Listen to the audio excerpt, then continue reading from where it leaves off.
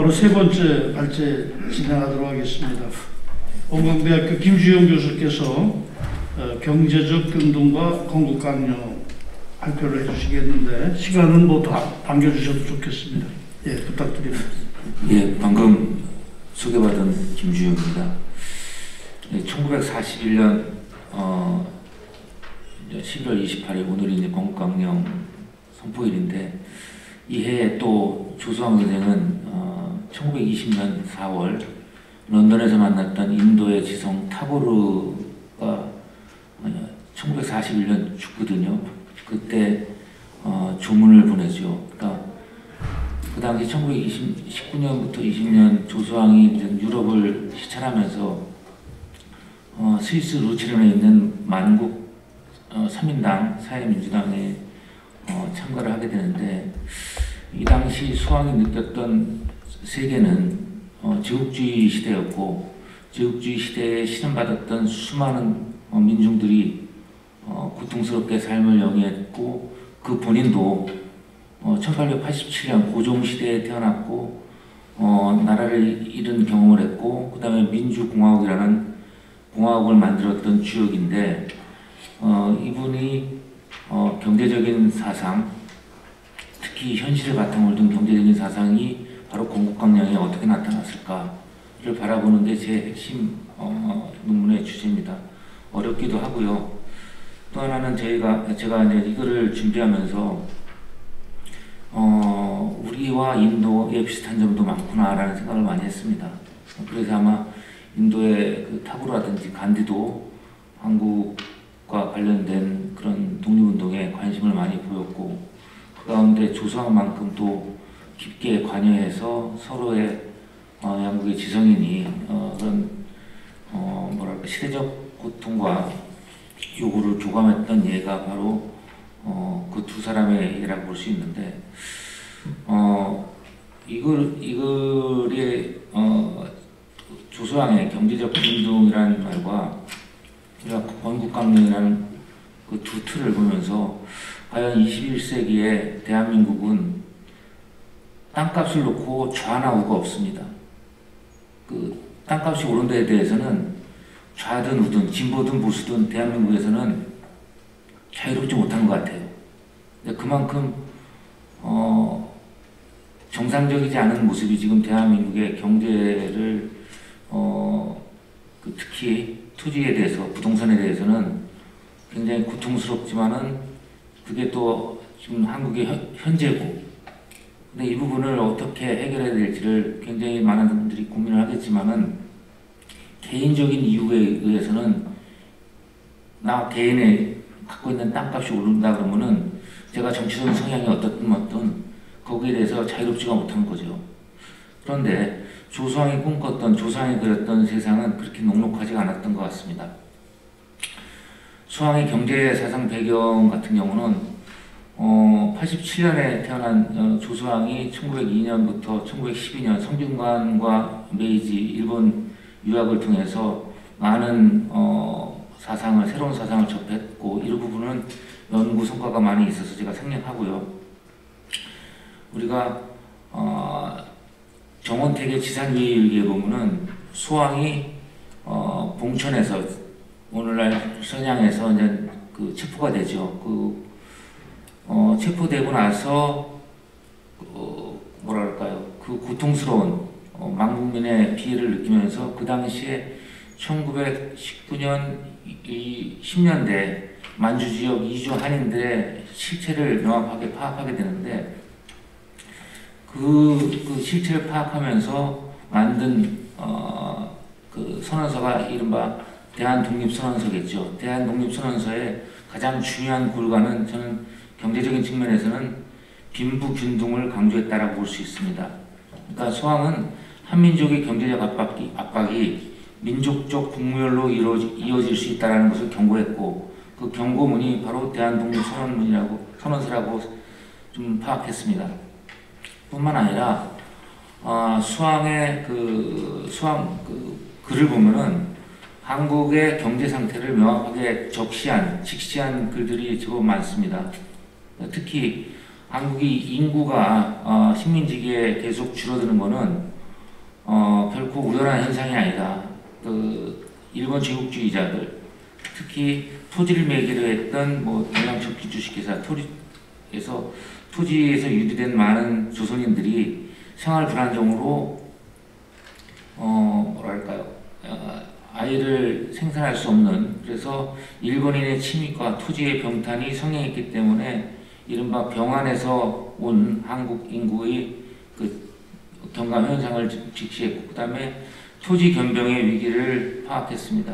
뿐만 아니라 이와 연동된 지주의 몰락과 농노의 급격한 증가를 식민지기 1920년대 당시 식민지 조선의 경제적 상황을 파악했던 것이죠.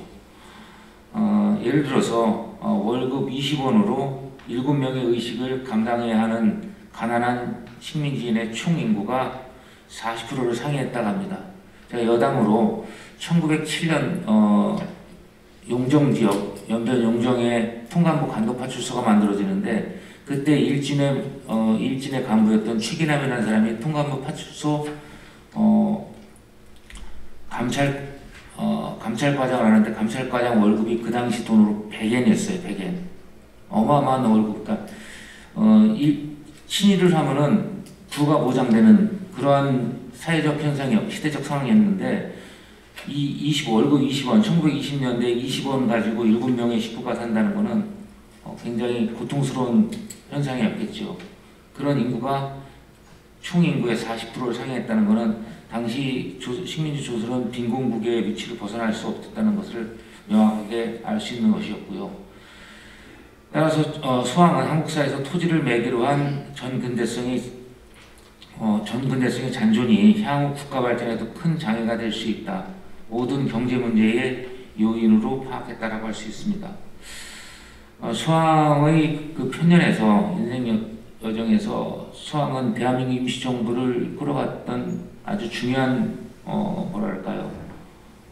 사상적 제공자뿐만 아니라 실질적으로 30년대 후반부터 40년대 해방될 때까지 임정을 이끌었던 쌍두마차라고 할 수 있는데, 수왕이 1931년, 올해가 이른바 민족 간의 혐오가 폭발됐던 만보산 사건 90주년이 되는 해죠. 그러니까 1931년 7월 2일 날, 오늘날 장춘시 서북쪽으로 한 40km 떨어진 곳에 만보산 농장이 있었는데, 이 농장의 수로 문제를 가지고 조선 농민과 중국 농민이 이제 수로 문제의 다툼을 벌였는데, 이 다툼이 그냥 다툼에서 끝난 것이 아니라 일본 제국주의 입장에서는 조선을 이용해서 일본 현지의 농민들을 제어하겠다라는 그러한 간교가 있었고, 그래서 당시 장춘 총영사관에서 정보를 흘려서 조선일보 김희상 기자한테 얘네가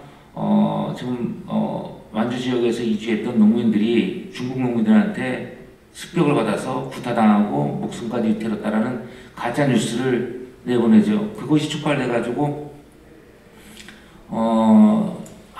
한반도에 있는 화교들, 인천에서 2명이 죽고, 그 다음에 평양에서는 100여 명이 학살당하는 그런 어마어마한 사건이 벌어집니다.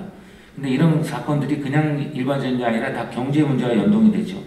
심지어 이제 신솔동에 있는 중국인 노동자들한테 당시 한국인 노동자들이 우리의 일거리를 뺏어가는 그런 대상으로 여겼기 때문에 이 폭발력은 말할 수가 없었습니다. 이때 수왕은 그 당시에 이미 이제 간도를 비롯한 만주 지역의 조선인들을 갖다가 100만여 명으로 파악했고, 이들의 삶이 결코 농노적 삶을 벗어날 수 없었다라고 판단했습니다. 그들이 벌어서 내는 세금이라고는 대한민국 임시정부에 내는 세금이 아니라 그 지방정권이라든지 지주들한테 들어가는 돈이 굉장히 많겠죠. 이런 현상 속에서 만부사를 바라봤던 당시 임시정부 외교부장의 직책에 있었던 조수왕은 이 문제가 결코 가볍지 않다고 봐서 당시 그 당시에 활동했던 한국인 언론인 신준원과 함께 빨리 이 사태를 해결해야 되겠다. 그래서 당시 국민정부에게 이 만보산 사건을 공동으로 해결할 것을 계속 선언합니다. 그것은 자칫 잘못하면 대한민국 임시정부가 중국에서 활동할 때 임시정부에 대한 악감정, 임시정부가 결국은 토대는, 공간적 토대는 중국에서 있기 때문에 중국에서의 적극적 지원이 없으면은 임시정부도 독립운동을 전개할 수 없다는 사실을 명확하게 알고 있었고요. 이러한 점에서 수왕은 계속 만보산 사건에 대한 성명서를 발표하게 됩니다. 그 내용은 만보산 사건의 직접적이든 간접적이든 모든 원인 제공은 일본 제국주의자들의 간교한 계책에 있으니 한국과 중국 정부는 이를 능동적으로 대처해야 한다. 그러기 위해서는 만주 지역에 있는 한인들의 지위를 명확하게 해줘야 된다는 얘기를 합니다. 그러니까 그 이유는 뭐냐면은 만주 지역 한인들의 그 이주 실태가 너무 경제적 상황이 굉장히 불안정합니다. 그런 속에서 이러한 현상이 벌어지니 국민정부의 입장에서도 만주 지역 이주 한인들의 존재를 명확하게 인정해달라. 그래서 그런 길만이 어떤 제2, 제3의 만보산 사건을 미연에 방지할 수 있고 일본 제국주의자들의 간교한 침략 정책도 봉쇄할 수 있다라는 얘기입니다. 마지막으로 제가 임시정부의 건국강령에 나오는 수왕의 경제사상을 좀 보겠습니다.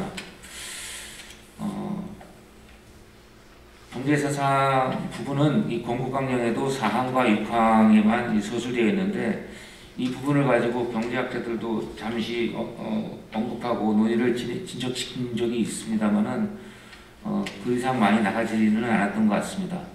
그래서 저는 이 조수왕의 건국강령 속에 우리가 삼균주의, 오늘 주제도 이제 삼균주의의 큰 틀에서 발표를 하게 되는데 건국강령 역시 이제 삼균주의라는 균부, 근데 균부가 균형 있게 부를 갖는 것도 있지만 균형 있게 책임을 부과하는, 약간 한자로 부과할 부자와 부의 부가 두 가지가 다 포함된 거라고 여겨졌습니다. 그래서 이 가장 중요한 것은 당시에 식민지기 일제강점기였기 때문에 임시정부는 새로운 국가를 맞이하기 위해서는 경제적인 측면에서는 대규모 투지라든지 생산시설을 국유화하는 것을 이 건국강령 가운데 이 경제 부분은 국가가 꼭 공동체의 안녕을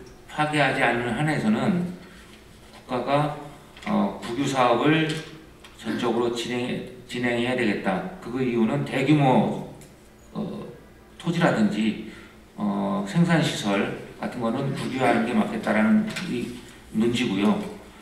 또 하나는 이 경제적 측면에서 가장 근간은 극빈 계급의 물질 및 정신상의 생활 정도와 문화 수준의 제고에 있는데 이 건국강령에서도 마찬가지로 경제적인 측면에서는 극빈자들의 이 정말로 곤궁한 부분들을 탈출하지 않으면은 새로운 국가를 건설해도 어려움에 봉착할 수 있다라는 것을 적시했습니다.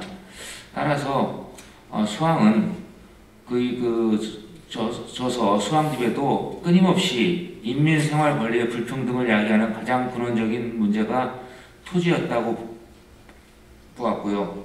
전통적 시대에서 이 토지, 특히 이제 삼국시대 이후 조선시대까지 한국인의 생활 문제는 토지 그 자체이며 이것의 해결이 결국은 혁명의 완성으로 이어질 수 있다라고 판단했던 것 같습니다. 아마 오늘날에도 이 삼균주의, 특히 이제 건국강령에 나타난 경제적인 경제강령은 굉장히 시사하는 바가 크다고 할 수 있습니다. 마지막으로 정리하면은 건국강령에서 경제군등의 세부 키워드는 공공재의 국가소유라고 할 수 있습니다. 조수왕은 제국주의 국가들의 탐욕이 제1차 세계대전과 제2차 세계대전 등 수많은 전쟁을 발발시켰으며 자본주의는 이를 토양으로 삼아 자본의 축적이 가능한 몇몇 독점 자본주의 형태가 되고 이것이 순환되면서 또 다른 전쟁의 연속으로 나타나기 때문에 이를 방지하기 위해서는 사유권에 대한 국가 개입이 필요하다고 역설했습니다. 그러면서도 개인의 자유와 평등을 보장하면서 부의 균등을 이루어 행복을 추구하는데 결핍이 없어야 한다고 주장했습니다. 이러한 주의는 해방 후 복국하기 위한 단계, 21세기의 그의 건국강령을 재해석하는 이유, 그가 바라는 세상의 실현, 미완이지만 위대한 인식의 결정체라고 할 수 있습니다. 마지막은 부문을 정리한 거기 때문에 생략하겠습니다. 이상으로 발표를 마치겠습니다. 고맙습니다. 네, 감사합니다. 자, 다음 세 번째 주제에 대해서 토론을 하겠습니다. 이동훈 선생님께서 토론해 주시는데 토론문이 좀 길은데 좀 압축적으로 부탁드리겠습니다. 예, 뭐 하루 종일 해도 될 학술회인데 1부에 2개 주제, 지금 4개 주제 발표가 있었습니다. 경제적 균등과 건국 강령에 대해서 제가 토론을 맡았는데요. 현재 대한민국은 OECD 중에서 빈곤율, 임금격차, 산업재 1위입니다. 대한민국 사회는 불평등과 사회 양극화, 부의이동과 양극화, 구조적 불평등이 심화되고 있습니다. 또한 노인 빈곤율도 41.4%에 달하고 있다고 합니다. 그래서 상준주의는 정치, 경제, 교육의 평등을 추구하고 그것이 구체화된 것이 바로 대한민국 건국강령입니다. 그래서 대한민국 건국강령은 이런 점에서 시사하는 바가 크다고 하겠습니다. 토론도 제가 압축해서 2가지만 질문 드리겠습니다. 하나는 재만 할인의 토지 상조권과 관련해서 질문을 드리겠습니다. 이 토지 상조권 개념에 대해서 드린 질문입니다. 토지 상조권이 토지 소유권을 말하는지 아니면 토지 임대차 권리를 말하는지 질문을 드리고 싶습니다. 왜냐하면 대다수의 재만 할인들은 농민들이었고 절대다수가 소작농이었습니다. 이와 관련해서 중국 정부의 한인 정책과 중국인들의 재만 한인에 대한 인식도 언급하는 게 좋을 것 같습니다. 또 하나는 만보산 사건 대응과 인식에 관련해서 요약해서 말씀드리겠습니다. 이 한중일의 만보산 사건 대응과 인식은 별도의 논문 주제로 다루어져야 할 것으로 생각합니다.